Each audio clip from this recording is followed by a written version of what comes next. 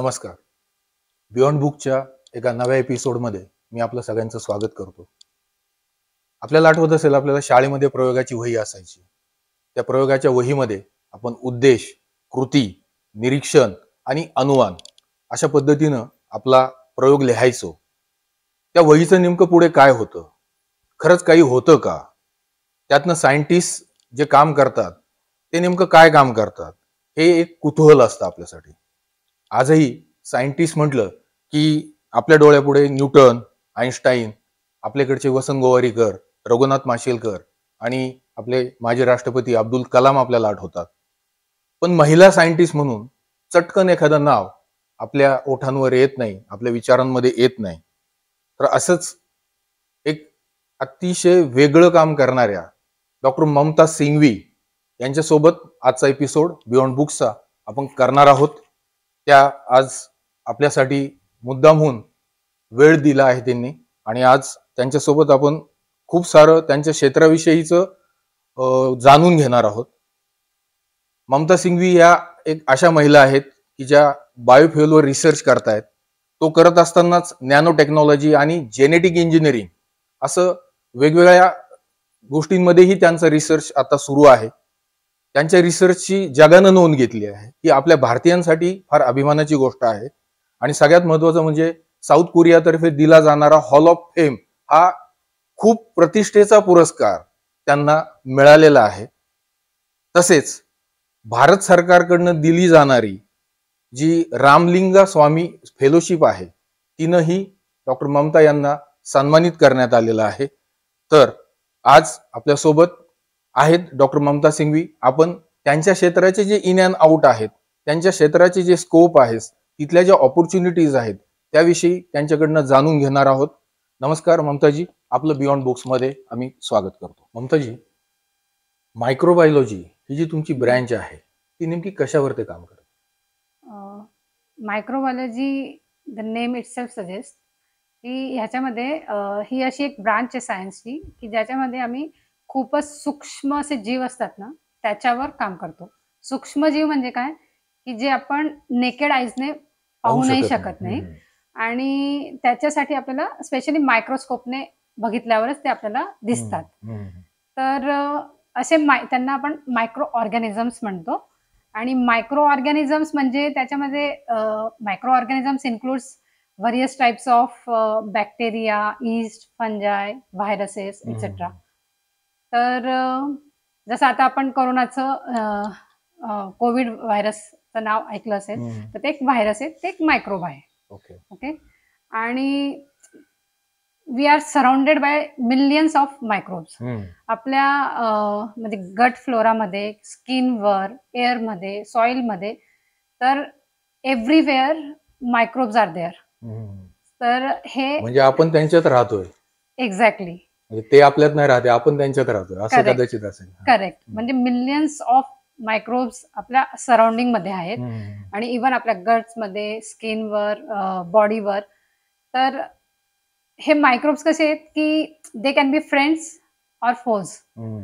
It depends how you handle them and how you create conditions. तर जसं बघितलं तर मायक्रोब्स आपल्या हेल्थसाठी खूप इम्पॉर्टंट आहेत. ते खूप इम्पॉर्टंट रोल प्ले करतात आपल्या हेल्थमध्ये.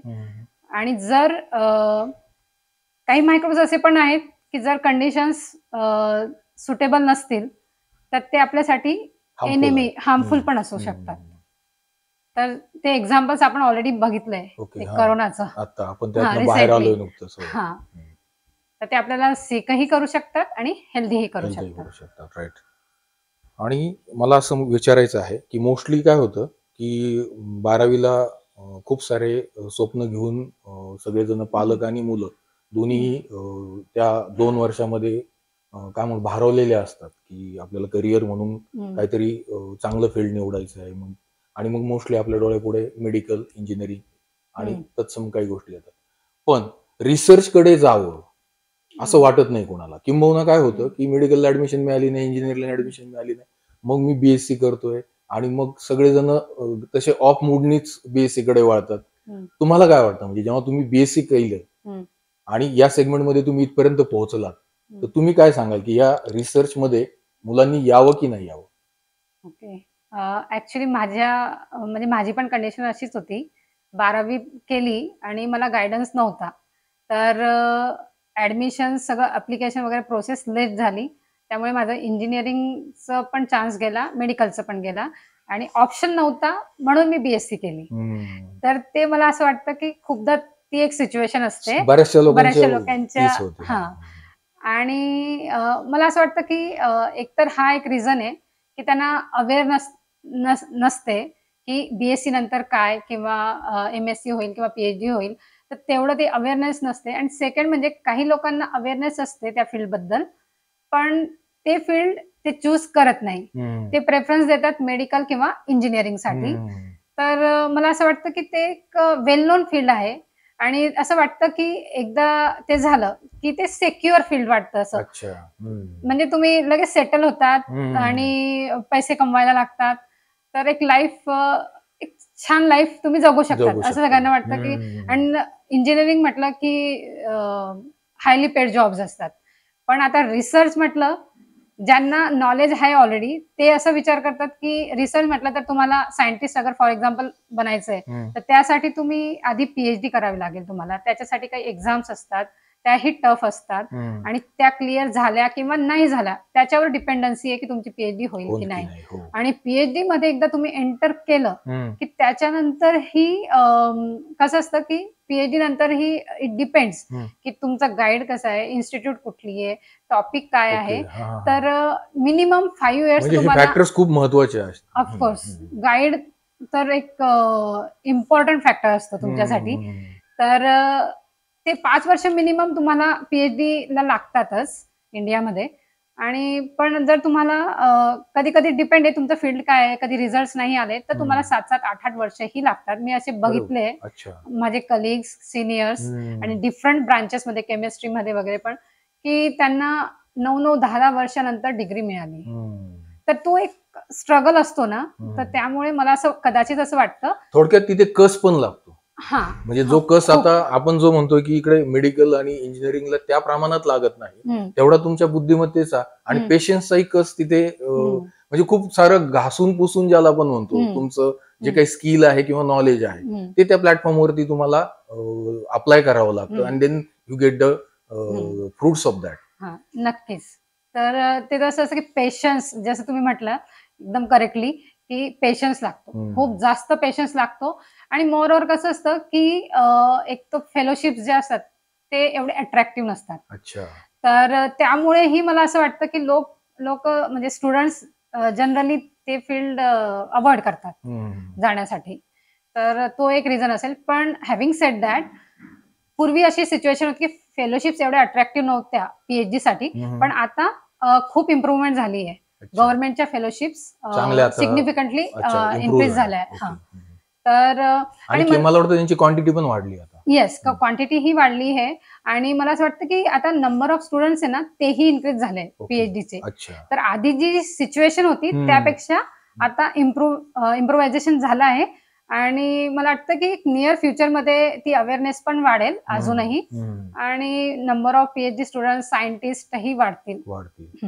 कारण आता कोरोना नंतर आता आपल्याला कळालेलं आहे, की त्यांची नीड आणि त्यांचा रिलिव्हन्स जरी ते पडद्यामागे काम करत असले आणि ते ग्लॅमर जे मेडिकल फील्डला आणि इंजिनिअरिंगला आहे ते सायंटिस्टला अजूनही आपल्याकडे नाहीये. तर ते कदाचित आता इथून पुढे मिळायला सुरुवात होईल. कारण आता असं एक रिसेंट स्टडीमध्ये मी पण वाचलं, की 40 to 45% तुम्हाला इथनं पुढे जे ऑपॉर्च्युनिटीज असणार आहे, जॉब ऑपॉर्च्युनिटीज त्या तुमच्या एन्व्हायरमेंट रिलेटेड इश्यूज वरतीच असणार आहेत. Yes, yes. म्हणजे आता आपण तिकडे चाललेलो आहोत, की आपल्याला त्या मायक्रो ऑर्गॅनिझम कडे किंवा तुम्ही जे म्हणालात, की काही फ्रेंड आहेत आणि काही एनिमीज आहेत, त्यांना आपल्याला आता इथून पुढे त्यांना अभ्यास करणं आणि त्यांना आपल्या आयुष्यातला त्यांचा काय रोल आहे तो आपण आयडेंटिफाय करून सोसायटीला सिक्युअर ठेवणं, इकडे आता जास्त मला वाटतं सुरू होईल सगळं. हां, एक्झॅक्टली. म्हणजे जे तुम्ही सांगितलं ना, की कोरोना नंतर जास्त लोकांना आता कोरोनामुळे व्हायरस काय असतो ते माहित पडलंय, माहित पडलं. हो आरटीपीसीआर काय आहे हो ते हो माहित हो. पडलंय, हम्म. आणि आता त्यांना इथेनॉल आणि हे हो हो अल्कोहोल हो हो. वापरतात वगैरे ते सगळं माहित सॅनिटायझरशी पडलंय. आता त्यांचं हा इंटरॅक्शन वाढलं. हा सिम्पल लँग्वेज मध्ये म्हणजे तर हम्म. त्यांना आता, आणि मला असं वाटतं की करोना नंतर ना ह्या फील्डमध्ये फंडिंग पण खूप वाढल्या आहेत. अच्छा. हम्म. आणि सेकंड थिंग, जसं तुम्ही म्हटलं की एन्व्हायरमेंट रिलेटेड हम्म. सिरियस कन्सर्न्स आहेत. एन्व्हायरमेंट लाईक पोल्युशन आहे, हम्म. तुमचं फ्युएलचं आहे, हम्म. की आपली खूप डिपेंडन्सी आहे बरोबर आहे. हो. म्हणजे दुसऱ्या देशांवर. तर तो एक मेजर कन्सर्न आहे, आणि आपली गव्हर्नमेंट खूपच म्हणजे खूपच फोकस करून त्याच्यावर काम काम करते. करते. हो. तर ह्या फील्डमध्ये आता इम्प्रुव्हमेंट करायची हम्म. खूप गरज आहे, आणि खूप काम होत आहे. तुम्ही एनसीएल सारख्या वेल नोन इन्स्टिट्यूट मधनं तुमची पीएचडी केली, हम्म. तर एनसीएल सारखी जी लॅबोरेटरी आहे तशा हम्म. आणखी काही इन्स्टिट्यूट भारतामध्ये असतील, त्या कुठल्या आहेत? एनसीएल म्हणजे नॅशनल केमिकल लॅबोरेटरी, हो. ही पुणेमध्ये लॅब आहे. हो. आणि ही सीएसआरच्या अंडर येते. अच्छा. सीएसआर म्हणजे council of scientific and industrial research. हम्म. तर ही सेंट्रल गव्हर्नमेंटची बेसिकली Organization आहे. ऑर्गनायझेशन आहे, आणि त्याच्या अंडर अशा वेगवेगळ्या स्टेट्समध्ये आणि सिटीजमध्ये त्यांच्या लॅब्स आहेत. अच्छा. तर अशा टोटल आय थिंक 37 लॅब्स आहेत, 37 सीएसआर labs. लॅब्स हो, पूर्ण चांगलं इंडियात. आहेत. हो. येस. हम्म. आणि त्यापैकी एक सीएसआर एनसीएल आहे. हम्म. तशीच I can give you some examples. तर निरी म्हणून आहे, national institute of engineering, environmental engineering, अच्छा. एन्व्हायरमेंटल इंजिनिअरिंग रिसर्च इन्स्टिट्यूट नागपूरमध्ये. नागपूरमध्ये. हा. देन एक एनआयओ आहे, नॅशनल इन्स्टिट्यूट ऑफ ओशिनोग्राफी, अच्छा. गोवामध्ये. अच्छा. आणि काही हैदराबादमध्ये आहेत, IICT म्हणून आहे, इंडियन हम्म. Institute of chemical technology. आणि अजून एक आहे CCMB तिथे, centre for cellular and molecular biology. तर अशा विविध इन्स्टिट्यूट आहेत. अजून एक CDRI म्हणून खूपच फेमस इन्स्टिट्यूट आहे लखनौमध्ये. अच्छा. तर it stand for like central drug research institute. हम्म. तर वेगवेगळ्या इन्स्टिट्यूटमध्ये एक फोकस असतो, की जसे नॅशनल केमिकल लॅबोरेटरी आहे, इकडे बायोलॉजी पण आहे, पण केमिस्ट्रीवर जास्त फोकस जास्त आहे. फोकस. हो. तर त्याचे नावं तशीच आहेत, की केमिकल हम्म. आहे इथे केमिस्ट्रीवर जास्त आहे. देन ओशिनोग्राफी म्हणजे तिथे ओशियन रिलेटेड रिसर्च अच्छा. जास्त ओके. होतो. हा. ड्रग रिसर्च म्हणजे ड्रगवर जास्त ओके. होतो. हा हा. IICT म्हणजे म्हणजे स्पेसिफिक कामं तिथे होत आहेत. एक्झॅक्टली आणि त्या एस्टॅब्लिशमेंट त्यासाठीच त्या डेव्हलप एस्टॅब्लिश केलं. केल्या गेल्या. हा. ओके. हम्म. तर आपल्याला इंडियामध्ये अशा खूप छान इन्स्टिट्यूट आहेत, आणि त्या वेगवेगळ्या टॉपिक्सवर खूपच Research चांगला करतायत. रिसर्च हम्म. करतायत. आता हे जे एनसीएल सारख्या तुम्ही सांगितलं की जवळजवळ 37 इन्स्टिट्यूट आहेत, हम्म. तर त्या विद्यार्थ्यांसाठी काही उपक्रम करतात का? हा. इथे मी जेव्हा PhD करत होती तेव्हाच ते ऑलरेडी स्टार्ट झाले होते काही उपक्रम. तर त्याच्यामध्ये एक सायन्स क्लब म्हणून एक प्रोग्राम स्टार्ट केला होता. तर त्याच्यामध्ये कसं होतं की 7th, 8th, 9th स्टँडर्ड असे म्हणजे जे स्टुडंट्स हायस्कूल असतात, लेवलवरची हायस्कूल मुलं आहेत. लेवलवरची मुले, त्यांना आम्ही एक ऑपॉर्च्युनिटी देतो, की तुम्ही या, इथे इन्व्हाइट करतो आम्ही, या. अच्छा. आणि तुम्ही विजिट सिलेक्टेड ऑर्गनाइज करता तिकडे. Visit organise okay. करतो. ओके. आणि मग तिथे त्यांना एक स्मॉल म्हणजे लॅब इंट्रोड्यूस करतो आम्ही, काही काही हम्म. इन्स्ट्रुमेंट्स दाखवतो, हम्म. मायक्रोस्कोप वगैरे, त्याच्यात काही स्लाइड्स दाखवतो, हम्म. जेणेकरून त्यांचा इंटरेस्ट सायन्समध्ये ओके. वाढेल, त्यांना तिकडे क्युरिओसिटी घेऊन जनरेट होईल. हम्म. हा. आणि काही स्मॉल म्हणजे सिम्पल एक्सपेरिमेंट करून दाखवतात, हम्म. की त्यांना इंटरेस्ट डेव्हलप होईल जास्त. आणि आम्ही एक रोबोट बनवण्याचं पण एक अरे वा. हे ठेवलं होतं त्याच्यामध्ये हा. प्रोग्राम. कारण आजकाल लहान म्हणजे मुलांना कसं असतं, की ते रोबोट वगैरे पॉइंट ऑफ सांगितलं. अट्रॅक्शन आहे त्यांचं. हा, एक्झॅक्टली. हम्म. तर तसे पण प्रोग्राम तिथे होतात, आणि हम्म. अजूनही खूप म्हणजे एव्हरी 15 डेज किंवा मंथ मध्ये एक तरी प्रोग्राम तिथे होईलच, अच्छा. राहतोच. ओके. हम्म. आणि अजून स्कूल्स व्हिजिट पण आम्ही ठेवतो, की स्कूल कॅन अप्रोच अस, आणि स्कूल म्हणजे एक डे डिसाईड करतो, आणि वेगवेगळे तिथे डिपार्टमेंट्स आहेत. तर वेगवेगळ्या डिपार्टमेंट्सला आम्ही व्हिजिट त्यांना अवेलेबल करून देतो. हम्म. आणि प्रत्येक इन्स्ट्रुमेंटचं एक शॉर्टमध्ये त्यांना एक एक्सप्लेन करतो, की हे इन्स्ट्रुमेंट काय करतं, कसं रिसर्च होतो, किंवा आम्ही त्यांना स्लांट्स वगैरे दाखवतो, फंजाय कसे दिसतात, हे कसे दिसतात, त्यांचा रोल काय असतो.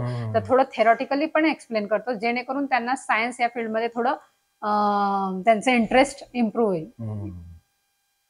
खूप चांगल्या प्रमाणामध्ये तसं एनसीएल कडनं काम होतंय. हा. आता कसं असतं की डॉक्टर काय काम करतो आम्हाला माहिती आहे, हं, इंजिनियर्स काय काम करतात हे आम्हाला माहिती आहे आणि बरेचसे सेगमेंट जे आमच्या समोर काम करतात ते आम्हाला माहिती आहे. हं, पण सायंटिस्ट जे काम करतात, जे रिसर्च करतात, तर एखादा रिसर्च सुरू करताना, हं, इनिशिएट करताना हं, सायंटिस्टची थॉट प्रोसेस काय असते? हं. ॲक्चुअली कसं असतं ना, की आपण रिसर्च करतोय म्हणजे काय? रिसर्चची गरज काय? हं, पहिले आपल्याला नीड माहीत पाहिजे. त्या एक सब्जेक्टची नीड आहे का? हं. आणि प्रॉब्लेम काय आहे अच्छा. बेसिकली? ओके. तर you should identify a problem हं, फर्स्ट. हं. जर मला प्रॉब्लेम माहीत आहे, की हा एक प्रॉब्लेम आहे, हं. तर आता मी काय करेल, त्याचा सोर्स काय आहे प्रॉब्लेमचा? अच्छा. I will try to find out that. हं. तो का उद्भवलाय प्रॉब्लेम? हां, हं. एक्झॅक्टली. आणि मग त्याला तेव्हा जेव्हा मला काही असे काही पॉसिबल रिझन्स माहीत पडले, की हं. काय-काय असू शकतात, हो. मी त्याच्यावर काम करायला स्टार्ट करते. आणि म्हणजे वेगवेगळे ॲस्पेक्ट्स हो, असतात. असं हो. नाही एवढं इझी नाहीये नाही, का नाही. एकच हो, हां, हो. तर मल्टिपल ऑब्जेक्टिव्हज आम्ही सेट करतो. सेट करता. ओके. आणि मग त्याच्यातनं काही पॉझिटिव्ह रिझल्ट्स भेटतील, काही निगेटिव्ह भेटतील, हं. तर आपण ते रूल आउट करत जातो एक-एक ओके. पॉसिबिलिटी. हां, हां, हां, हां. आणि फायनली मग आपण एक कन्क्लुजनला एक रफ काहीतरी कन्क्लुजन निघतं त्याच्यातनं. आणि ते निघाल्यानंतर कन्फर्मेशनसाठी आम्ही व्हॅलिडेशनसाठी काही हाय एंड इन्स्ट्रुमेंट्स वगैरे यूज करतो. हं. सिक्वेन्सिंग किंवा असे काही डिपेंड आहे, की ओके, ओके. प्रॉब्लेम काय आहे हं, हं, त्याच्यावर. हं.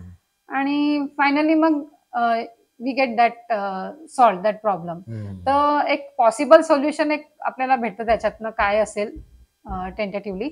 आणि फायनली मग जे एनालिसिस वगैरे होतं तेव्हा आपल्याला कन्फर्मेशन मिळतं. ओके. तर थॉट प्रोसेस बेसिकली हीच असते, की कुठलाही रिसर्च टॉपिकबद्दल जेव्हा आपण विचार करतो, की हा प्रोजेक्ट आपल्याला रन करायचा आहे. तर समजा एक 5 इयर्सचे जनरली प्रोजेक्ट्स असतात इनिशियली. तर त्याच्यामध्ये एकदा आम्ही एक प्रॉब्लेम स्टेटमेंट ऑफ प्रॉब्लेम म्हणून आम्ही तिथे प्रपोज करतो, की हे ओके. एक प्रॉब्लेम आहे. हं. मी हे एम्स एंड ऑब्जेक्टिव्ह सेट केले आहेत हं. त्याच्यासाठी आणि हा एक अप्रोच हां, अच्छा. Most importantly approach approach. Hmm. हां, डिफरंट स्ट्रॅटेजीज आम्ही डिफाईन करतो आणि नंतर मग जे रिझल्ट्स भेटतात ना, तर अकॉर्डिंगली मग रिझल्ट्स जे आले तसं एनालिसिस करत जातो हं. आणि अकॉर्डिंगली फायनली आपल्याला एक काहीतरी कन्क्लुजनवर आपण रीच होतो. रिच होतं. हं. ममताजी, जेव्हा हं, एखादा रिसर्च सुरू होतो, हं, तो इंडिव्हिज्युअल पातळीवर तर असतोच असतो, पण त्यामध्ये बरेच जण इन्व्हॉल्व असतात. तुमच्यासारखे अनेक सायंटिस्ट त्याच्यामध्ये काम करत असतात. आपण त्याला टीम म्हणूयात हं. आणि त्या टीमसाठी मग मेंटॉर पण असतात. आणि मग ही सगळी जी वर्क प्रोसेस आहे, ती नेमकी तुम्ही कशी एक्सप्लेन कराल? अ, म्हणजे आता ते एक वेगवेगळ्या लेव्हलवर वेगवेगळ्या म्हणजे वेगवेगळे म्हणजे मेंटर्स असतील. हं. तर फॉर एक्झाम्पल जर मी पी-एच-डी करते, हो, तर मला एक मेंटर असतो. हो. तर त्याच्या गाईडन्सप्रमाणे तेच त्यांचाच एक प्रोजेक्ट हं. असतो. ते जे गाईड असेल तेच डिसाईड करतील, की टॉपिक काय असणार आहे ओके. तुमचा. हं. अ, ते डिसाईड करतील एम्स एंड ऑब्जेक्टिव्हज. म्हणजे ते आपल्याला एक टॉपिक देतात. त्याच्यावर मी एक माझ्या तर्फे मी मी एक रेडी करते त्याचे एम्स एंड ऑब्जेक्टिव्हज, प्रपोजल काय आहे, हं. प्रॉब्लेम काय आहे, हं. स्ट्रॅटेजीज काय असणार आहे, पॉसिबल फ्युचर आउटकम काय मिळणार आहे. तर तो एक प्रपोजल आपण फंडिंगसाठी टाकतो. तर हं. त्यावेळी पी-एच-डीच्या वेळी हे सगळं मी माझ्या मेंटॉरच्या गाईडन्सच्या अंडर करते. ओके. कारण फायनल डिसिजन त्यांचा त्यांचं असतो. असतं. हो. हां. आणि प्रत्येक स्टेपला ते आपल्याला गाईड करतात. काही कधी-कधी एक्सपेरिमेंट पण तेच प्लॅन करतात. हं. एनालिसिस जेव्हा होतं, तर डिस्कशन त्यांच्याशी होतं म्हणजे आणि थोडक्यात ते डिरेक्ट करत असतात. तो डिरेक्ट प्रोजेक्ट करतात. डिरेक्ट करतात करेक्ट. ते. हां. ओके. हं. पण तेव्हा त्या कंडिशन्स वेगळ्या असतात आणि आफ्टर पी-एच-डी नंतर जेव्हा मी ॲज अ प्रिन्सिपल इन्व्हेस्टिगेटर म्हणून कुठे प्रपोजल टाकलंय हां. फंडिंगसाठी, तर तेव्हा मी प्रिन्सिपल इन्व्हेस्टिगेटर हो, असते. हो. तर डिसिजन्स मी घेते. तर हं. तेव्हा माझ्याकडे जेवढे पी-एच-डी स्टुडंट्स असतील किंवा मास्टर स्टुडंट असतील, तशी आमची एक टीम हो. बनते हं. आणि तेव्हा मी त्यांना वेगवेगळ्या टॉपिक्सवर वेगवेगळे टॉपिक्स देते. हं. आम्ही स्ट्रॅटेजीज डिसाईड करतो, एम्स एंड ऑब्जेक्टिव्हज डिसाईड करतो आणि accordingly we work in team together. हं. तर तर तिथे असं आम्हाला कोलॅबोरेशन जर असलं, तर जसं हं. तुम्ही म्हटले, की वेगवेगळे सायंटिस्ट असतात आणि त्यांच्याशी मग कसं टीममध्ये तुम्ही काम करता. जर कोलॅबोरेशन असलं, तर we share some like instruments हं. और फॉर एक्झाम्पल सम स्किल्स किंवा थॉट एक्सचेंज ज्याला एक्सचेंज म्हणू. हां, थॉट एक्सचेंज. एक्सचेंज हां, हां. हां. हं. तर नॉलेज एक्सचेंज होतो. हं. तर तसं डिस्कशन थ्रू जर आमचे कोलॅबोरेशन्स असतील, तर तसं करतो. पण जर माझा इंडिव्हिज्युअल प्रोजेक्ट आहे, तर I work as a principal investigator and I take the decisions and I guide my team. Okay. याला जोडून मला असं विचारायचं आहे, जेव्हा तुम्ही इंटरनॅशनली काम करता, म्हणजे तुम्ही कोरियात होतात, जपानमध्ये होतात हं. आणि मग इंडियन सायंटिस्ट आणि फॉरेन सायंटिस्ट हे जेव्हा टीम म्हणून काम करतात, हं. तेव्हा चित्र काय असतं? It depends person to person पण व्हॅरी करतं ते. हं, पण जर फॉरेन म्हणजे जर कोणी कोलॅबोरेटर फॉरेनर आहे, हं, तर त्यांचं कसं असतं, की त्यांना एकदा कॉन्फिडन्स आहे, की whatever she is doing she is correct and she is good in her field. हं, हं, तर they will give you full opportunity हं, टू थिंक हं, हं, अँड वर्क अकॉर्डिंगली. हं. तर तिथे ते इंटरफिअर करत नाहीत. अच्छा. तर एक आमचं आधीच डिसाइडेड आहे, की काही पार्ट जे आहे ते त्यांचं केमिकल इंजिनिअरिंगचं लॅब आहे फॉर एक्झाम्पल आणि ओके. माझं बायोलॉजीचं हां, म्हणजे सेक्शन जे आहे. स्ट्रॉंग पॉइंट त्यांचे आहेत, त्यांनी त्याच्यावरती काम करेक्ट. करावं. ओके. हां, हां, हां. तर ओके. काही सेक्शन्स दे टेक केअर हं, हं, आणि हं. काही जे सेक्शन्स आहे, it will be taken care by me okay, here. Okay. तर ते तसं म्हणजे कोलॅबोरेशन म्हणजे एक छान अंडरस्टँडिंग असते, हं, की त्यांच्याजवळ जे हाय एंड इन्स्ट्रुमेंट्स आहेत किंवा हं. काही अशा गोष्टी आहे, की ज्या आपल्याकडे नाहीये. नाहीयेत. तर हो. ते वर्क मी त्यांच्याकडनं करून घेते हं, हं. आणि जे इथे अवेलेबल आहे ज्याच्यामध्ये माझी एक्सपर्टीज आहे, तर हं, ते मी इथे करते. आणि हं. माझं सगळं वर्क झाल्यावर माझे रिझल्ट्स किंवा जे काही आहे फाइल्स ते मी त्यांच्याशी शेअर करते. शेअर करतात. आणि हं. फायनली जेव्हा तुम्हाला पेटंट लिहायचं आहे किंवा काही मॅन्युस्क्रिप्ट कम्युनिकेट करायची, तेव्हा आम्ही एक दुसऱ्यांना शेअर करतो, हं, डिस्कस करतो हं. आणि अकॉर्डिंगली आम्ही कम्युनिकेट करतो. ओके. हं. ही फार छान आहे आणि इंटरेस्टिंग खरं तर ऐकायलाही मजा वाटते. कारण काय होतं हे सगळं बिहाइंड कर्टन सुरू असतं हं, आणि आम्ही फक्त पेपरमधनं किंवा न्यूजमधनं तुम्ही हं, केलेलं काम किंवा तुमचे रिसर्च आमच्यापर्यंत पोहोचत असतात.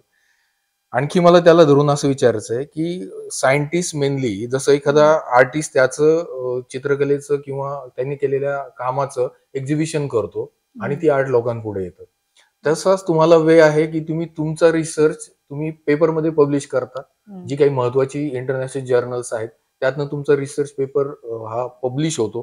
ती काय प्रोसिजर आहे? आणि कुठली महत्त्वाची इंटरनॅशनल जर्नल्स यामध्ये आहेत?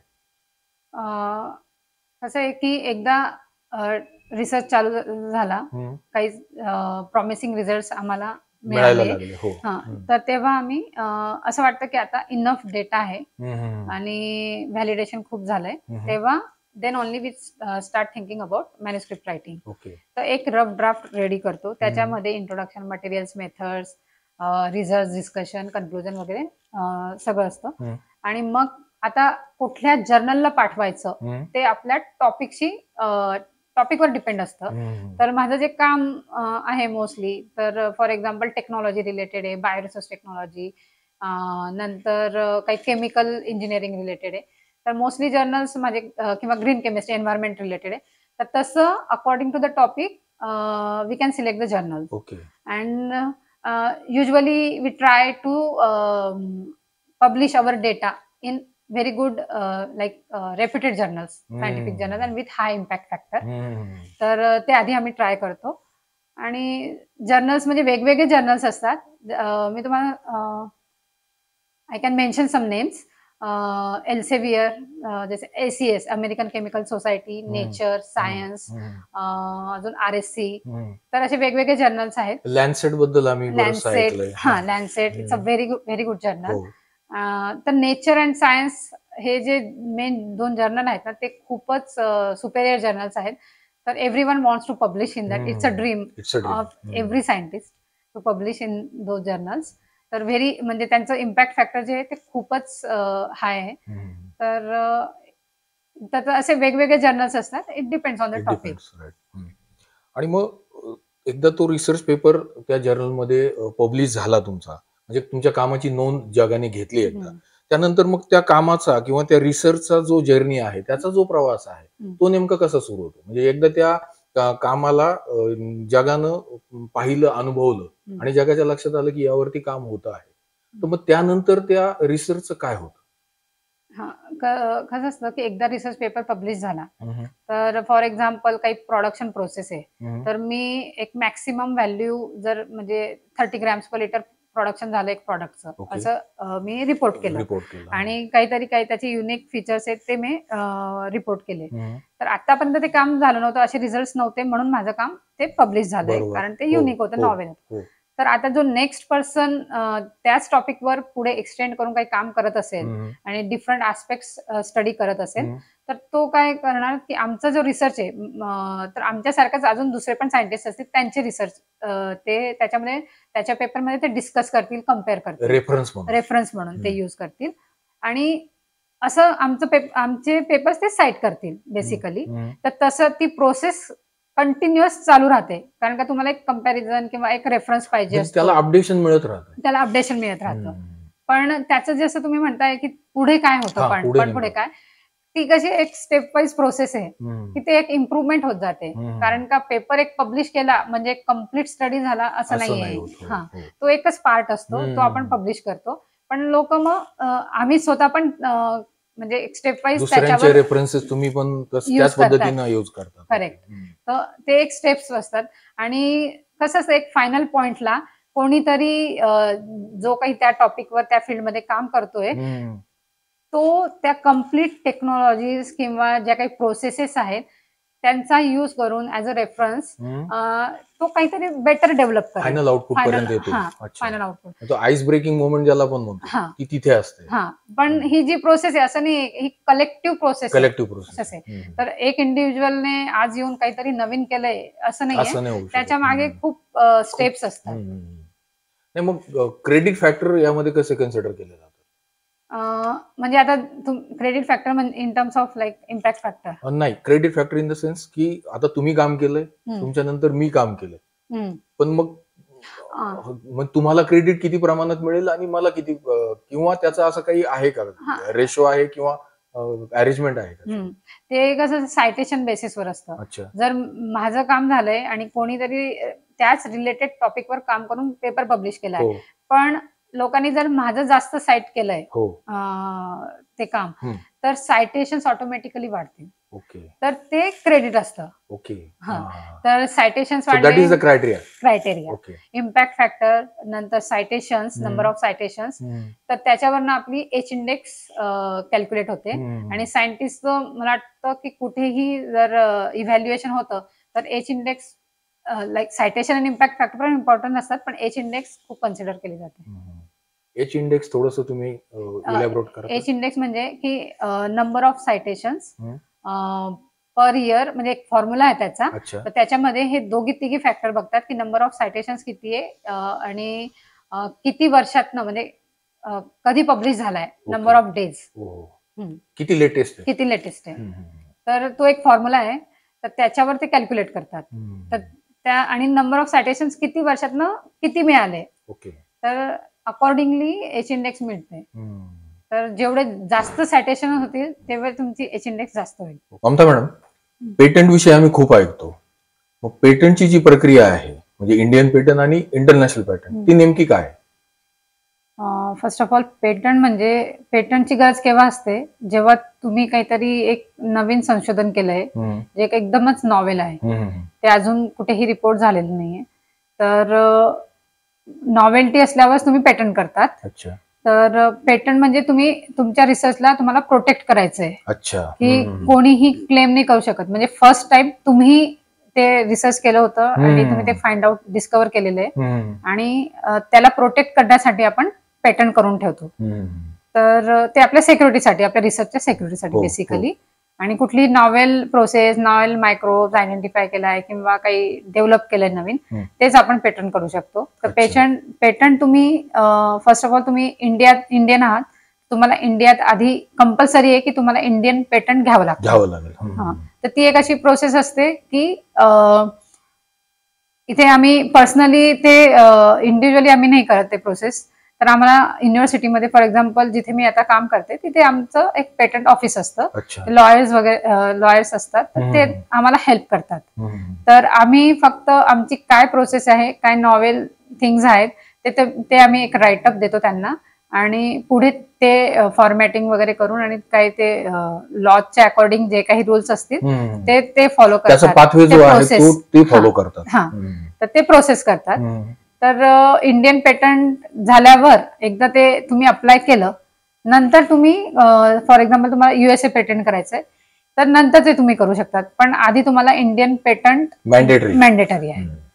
तर इंडियन पेटंट झाल्यावर तुम्ही मल्टिपल कंट्रीजमध्ये USA किंवा UK कुठल्याही कंट्रीचं तुम्ही पेटंट घेऊ शकता. म्हणजे ऍक्च्युअली पेटंटचं ऑफिसच आहे. हा, ऑफिस असतात. तर कारण त्यांना ते एक्सपर्ट्स असतात, तर त्यांना त्याचे सगळे लूप होल्स माहित असतात की एक्झॅक्टली ही प्रोसेस कशी कुठल्या वर्ड मध्ये टाकायची आहे आणि पुढे काय काय स्टेप्स असतात. त्याच्या टेक्निकलिटीज वरती ते काम करतात आणि हा. मग तुम्हाला त्यात इन्व्हॉल्व व्हायची गरज नाही. हा, ते पूर्ण चेक करतात चेक की करतात. जी आपण प्रोसेस देतोय Okay. ती आधी कुठे पेटंटेड आहे किंवा काही रिपोर्टेड आहे का, म्हणजे व्हेरिफिकेशन व्हेरिफिकेशन होतं. तर ते इनिशियल व्हेरिफिकेशन झाल्यानंतरच ते पुढे पाठवतात कुठल्या अच्छा. स्टेपला.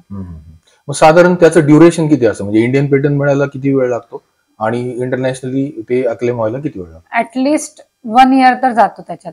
इंडियन हा, इंडियनसाठी कधी कधी त्याच्यापेक्षा जास्तही लागतो, पण मिनिमम 1 year तुम्ही कन्सिडर करू शकता इंडियन पेटंटसाठी. आणि एकदा इंडियन पेटंट झालं की तुम्ही अदर कंट्रीजला तुम्ही अप्लाय करू शकतात सायमल्टेनियसली. अच्छा, सायमल्टेनियसली. धन्यवाद ममताजी. मला खात्री आहे की हा बियॉन्ड बुक्सचा इंटरव्ह्यू ऐकल्यानंतर कॉलेजमधल्या ज्या लॅबोरेटरीज आहे त्याच्याकडे बघण्याचा मुलांचा दृष्टिकोन नक्की बदलेल आणि रिसर्चला ते सर्च करू लागतील, हे मला इथं खात्री वाटते या गोष्टीची. आणि ज्या पद्धतीनं ममताजींनी हे बिहाइंड द कर्टन असलेलं फील्ड, ज्याविषयी फक्त आपण न्यूजपेपरमधनं किंवा सोशल मीडियातनं किंवा न्यूजमधनं ऐकतो, त्याविषयी खूप छान माहिती दिली आणि रिसर्चचा जो सगळा डेकोरम जो आहे तो आपल्या पुढे त्यांनी एक्सप्लेन केलेला आहे. धन्यवाद. पाहत रहा बियॉन्ड बुक्स. वेगवेगळ्या फील्डचं आजचं स्टेटस आणि त्या फील्डमधल्या उद्याच्या ऑपॉर्च्युनिटीज याविषयी बोलतायत काही महत्त्वाच्या पर्सनॅलिटीज बियॉन्ड बुक्समधून. व्हिजन क्लासेस ऑनलाईन मॉड्यूल या चॅनलवर पाहत रहा बियॉन्ड बुक्स.